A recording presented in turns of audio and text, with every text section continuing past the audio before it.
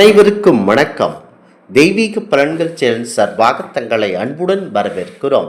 இன்று நம் காணொளியில் காண விரும்புவது அரசியலில் வெற்றி பெற வணங்க வேண்டிய திருத்தலம் மதுரை மீனாட்சி அம்மன் கோவில் சிறப்புகளை பற்றி இந்த காணொளியில் பார்க்கலாம். வாருங்கள் காணொளிக்கு செல்லலாம். மறக்காமல் ஒரு சப்ஸ்கிரைப் செய்யவும்.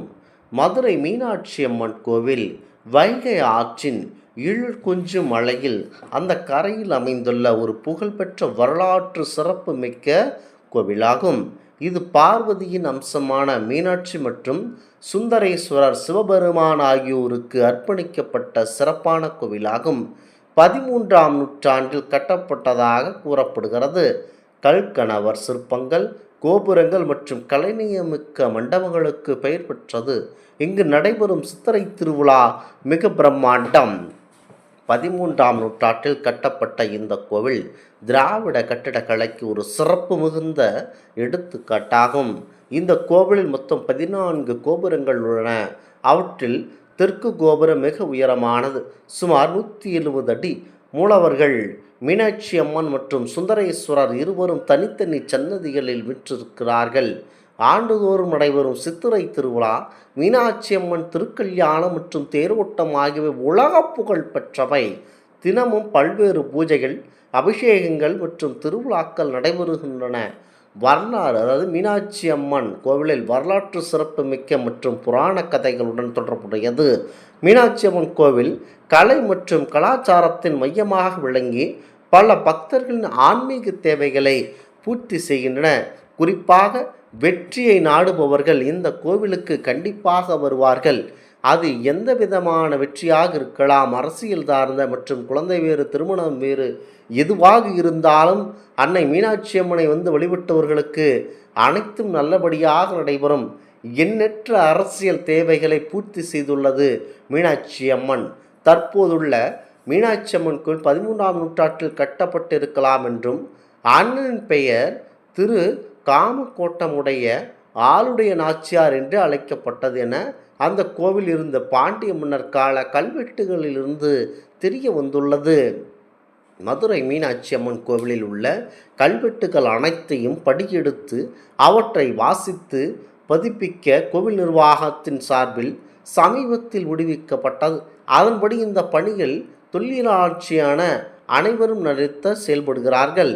மீனாட்சி அம்மன் கோவில் இருந்த கல்வெட்டுகள் 60 கல்வெட்டுகளை ஏற்கனவே இந்திய தொல்லியல் துறை படியெடுத்து பிரிக்கப்பட்டுள்ளது.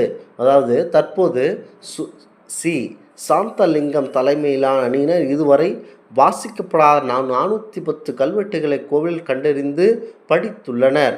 குறிப்பாக இந்த கோவிலுக்கு வருபவர்களுக்கு எண்ணற்ற பலன்கள் நிறைவேறுகிறதாம். முக்கியமாக அதிசயம் மிகுந்த இந்த கோவிலுக்கு வரும் அனைவருக்கும் அம்மன் காட்சியளித்து எதை செய்தாலும் உடனடியாக நமக்கு நன்மையை வாரி வழங்குகிறார்கள். மதுரை புகழ்பெற்ற மீனாட்சி அம்மன் கோவிலுக்காக முக்கியத்துவம். இந்த கோவில் கண்கணவர் தாமரை மலர்கள் கொண்ட ஒரு அழகான குளம் உள்ளது. கோவில் கர்ப்பகரத்தில் தெய்வம் வீற்றிருந்து அருள் பாலிக்கிறது. மக்களின் அனைத்து விதமான பிரச்சனைகளையும் தீர்க்கிறார் அம்மன். இந்த அழகிய கோவில் வைகை ஆற்றின் கரையில் அமைந்துள்ளது. பக்தர்கள் தங்களுடைய விருப்பங்களை நிறைவேற அன்னை தெய்வத்தை வழிபட்ட உடனே வெற்றி கிடைத்து விடுகிறது. திருவிழா காலங்களில் இந்த கோவில்கள் பூலோக சொர்க்கம் போல் காட்சியளிக்கும். பாரம்பரிய இசை, இந்து சடங்குகள் மற்றும் கோவில் முழுவதும் மலர்கள் மற்றும் விளக்குகளால் அலங்கரிக்கப்பட்டு கண்களுக்கு விழுந்தொழிக்கும் வகையில் ஒரு காட்சியை ஏற்படுத்துவார்கள். முக்கியமாக அம்மனை இந்த கோலத்தில் கண்டால் அனைத்தும் நல்லபடியாக நடைபெறுகிறது. குறிப்பாக அம்மனை மனதில் நினைத்து கொண்டு வேண்டுபவர்களுக்கு அனைத்தும் நல்லபடியாக நடைபெறுகிறது. குறிப்பாக மீனாட்சி அம்மனை உலக புகழ் பெற்ற கோவில்களில் ஒன்றாகவே இன்றளவும் பார்க்கப்படுகிறார்கள்.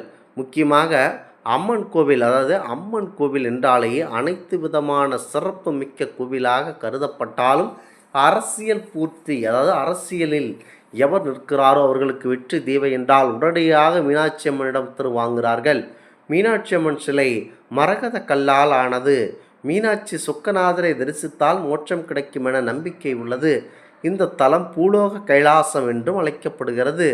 திருநாவுக்கரசரின் 2 பதிகங்களும் திருஞான சம்பந்தரின் 9 பதிகளும் இந்த தலத்திற்கு பெருமை சேர்க்குகிறது. அஷ்டசக்தி மண்டபத்தின் மேல் மாடத்தில் வடிவமைக்கப்பட்டுள்ள சிற்பங்கள் மீனாட்சி தேவியின் திருவிளையாடல்களை நினைவுபடுத்துவதாக உள்ளது. இந்த மண்டப வாயிலின் மையத்தில் நின்று அம்மன் சன்னதியை நோக்கினால் உள்ளே நடக்கும் கற்பூர ஆரத்தியை பார்க்கலாம்.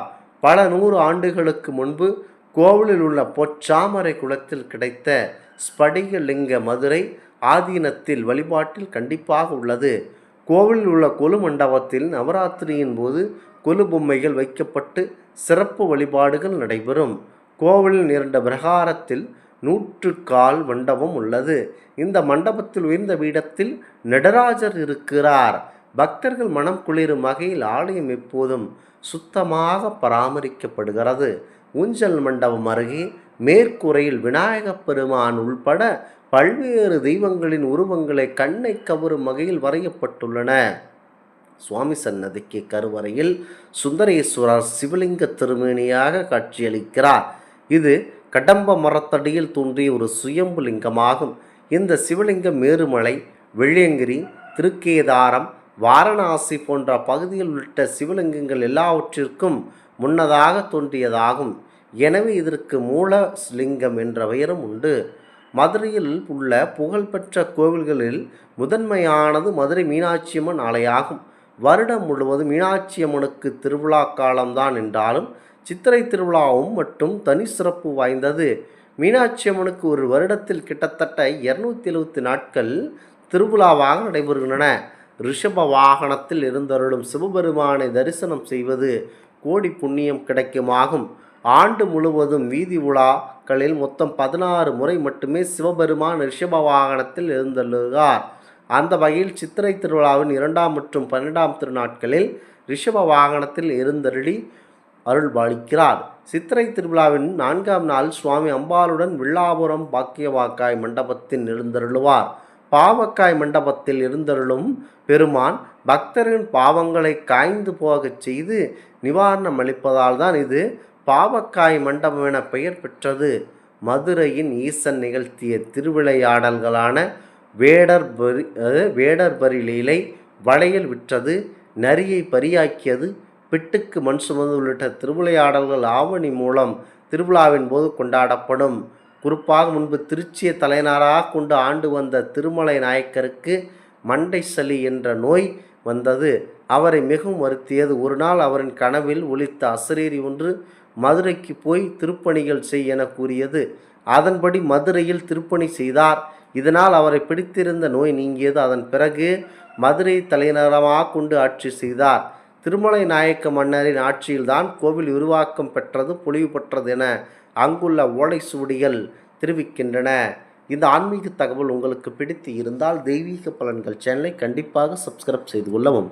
மீண்டும் ஒரு நல்லதொரு காணொளியில் உங்களை சந்திக்கிறோம். நன்றி, வணக்கம்.